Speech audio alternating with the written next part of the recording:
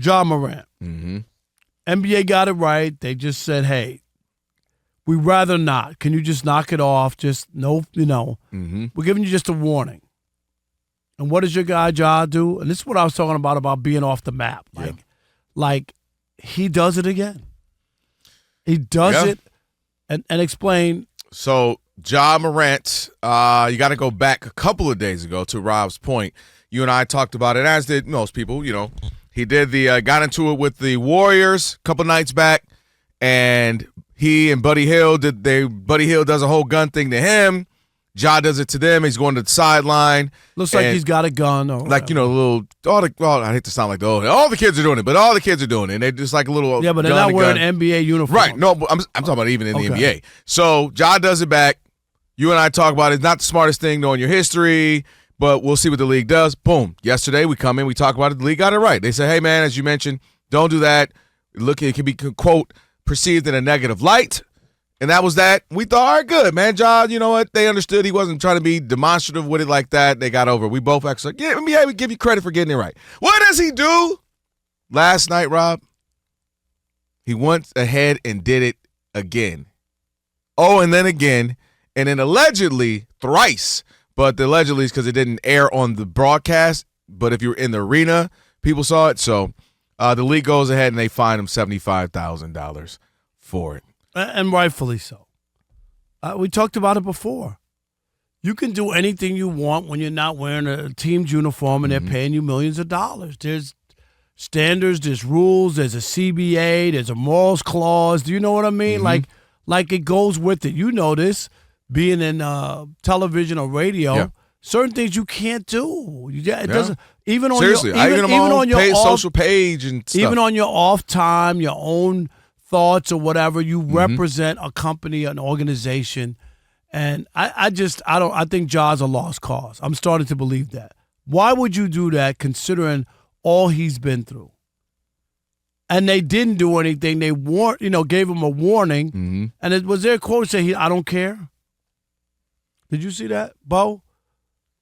He said that? Yeah. I just saw like a flash. I didn't see the story. So yeah, I didn't see that. But I'm just saying, if I'm the NBA, I throw my hands up and just say, do we really want to promote this guy, put him out front, want this guy to be one of the faces of the league, or just somebody that gets it? I don't think he gets it. It is a complex story with him because, again, you go back to the stuff that happened 2 years ago. And then we go to this season.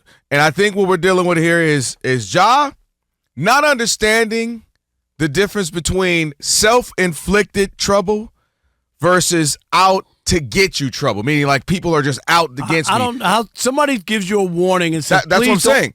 So self-inflicted is you put yourself in this situation multiple times, having real live guns in clubs, drunk, intoxicated, flashing the gun online. Getting in trouble for that, but okay, fine, we kind of move on. Got the gun on your Instagram Live. These are real live issues that you put yourself in. Those are self-inflicted trouble issues right there, self-inflicted problems.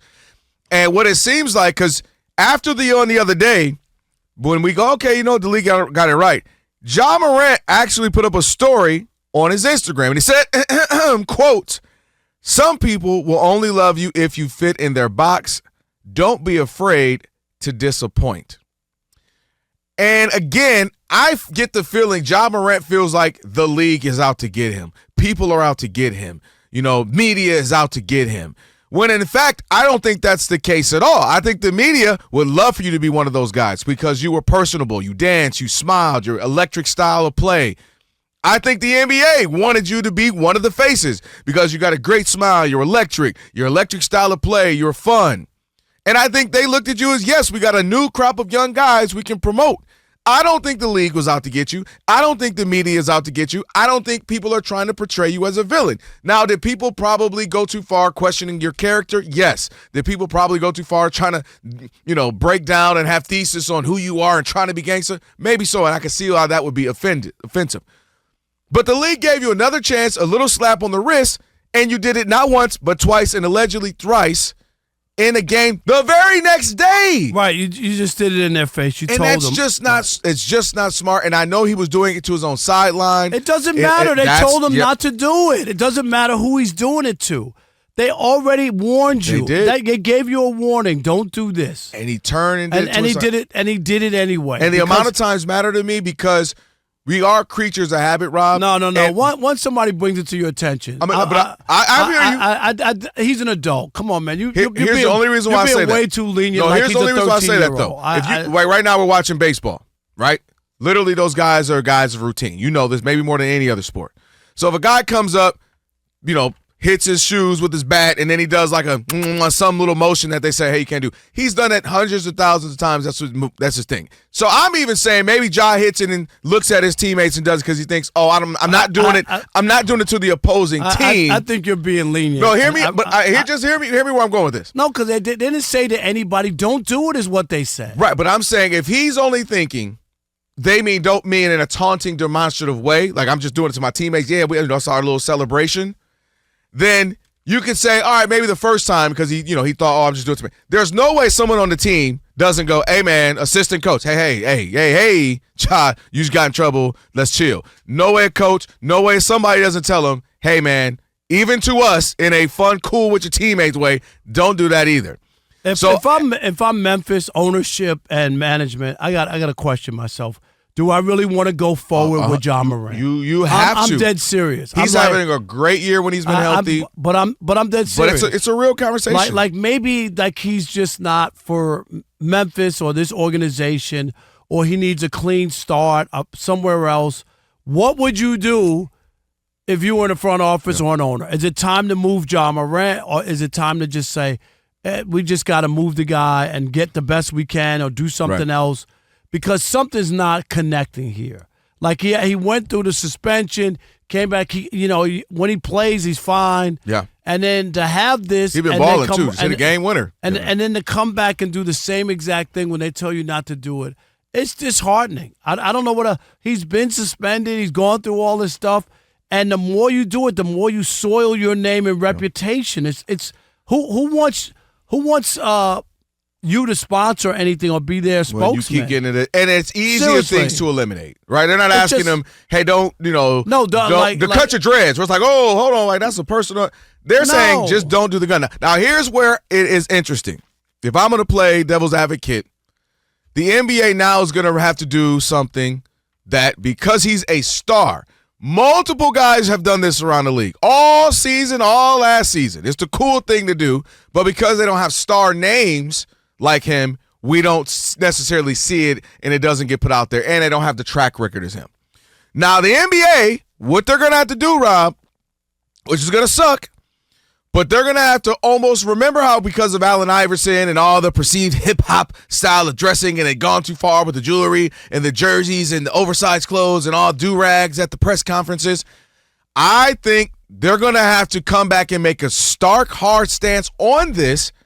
Because then it starts to become, if you're the NBA PA, if you're, maybe just even an agent for Ja or somebody else, you say, well, he did it. No, here's 4-minute video of this guy doing it. But the difference is, and the NBA does look at your track record, your history with guns and the whole 9 yards, and they already gave him a warning. They didn't do anything. I mean, like, if they would have did something, find him and not Buddy Hield, then you got an argument. You got a case. Yeah. But they told both of them, just don't do it. But what I'm saying, refrain from doing it. And he still did it. Buddy Hield didn't go out and do it. I don't know. But I'm just saying, my point is, if you're the NBA, I would throw my hands up and say, okay, we can't get through to this kid. So I agree with that. I'm saying, so he's fine. I'm okay. I'm fine, F-I-I-N-E, with the fine, right? I'm fine with that. I'm saying, what do you do now? Let's say they've already told you they don't want you to do it, so now what they'll do is they'll fine every time they have video of somebody doing it and they catch them, they are going to fine them. And that's what I'm wondering if they've addressed severely enough, meaning Buddy Hield and Ja were warned, but we didn't make a public thing. And I'm thinking they're going to have to do that because, if you watch a game, so many people are doing it even last night. I'm sure they sent an email to the teams. I hope so because if they gave a warning to two players, then they would send one league-wide. this is the NBA. They don't want you to do this, blah, blah, blah, blah. I don't doubt that for 1 second if you're going to make a stink and warn people that you wouldn't warn all the players. And that's what they're going to have to do is my point, because it's such commonplace. It's just he has this track record. And the greatest example, again, is a Draymond Green hard foul. Draymond's going to get suspended way over, Austin Reeves because he has a history and a track record. That history to me and track record is always in play. Even when you're a good guy, if you're a good guy, your track record. That's the track record in favor, right? Exactly. Yep. So it works both ways. It does. If you're a good guy, you get the benefit of the doubt. Oh yeah, this guy does never do anything dirty.